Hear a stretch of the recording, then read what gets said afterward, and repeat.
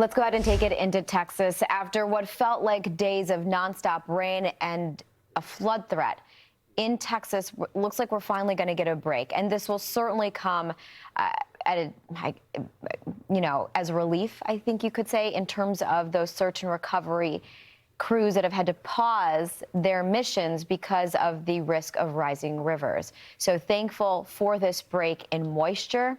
It does mean, though, heat is going to go up, but it's not lost on us that this is still a very tense time and difficult time for Texas Hill Country as they continue to search for well over 100 missing people. I believe at last check, over 170 missing people. So let's talk about the forecast in regards to the next week or so, and then we'll take a look at the longer range forecast and what we're expecting across Texas.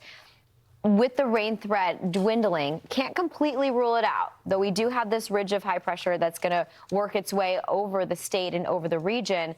It's going to be hot, it's going to be humid, and all too often, it's hard to escape just the convective behavior. But if you take a look, as we head through tomorrow and as we head in towards Friday, we start to see that ridge set up. And with that, we'll see the rain chances diminish. Will actually allow some of these rivers to continue to go down and will allow search crews and recovery crews to safely head out. And still, as they search the river basin, the dozens of miles that they've continued to look at, they'll be able to safely do that. So what does it mean if the rain stops?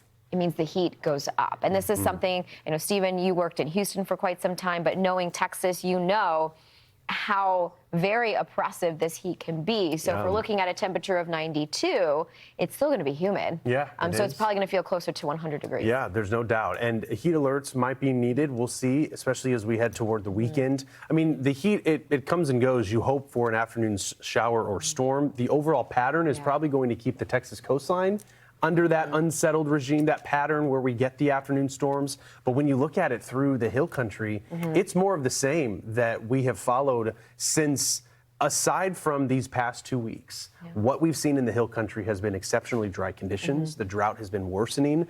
We've started to see a bit of a change around San Antonio and Bexar County as we dealt with these storms at the end of June. But then the floodgates opened up.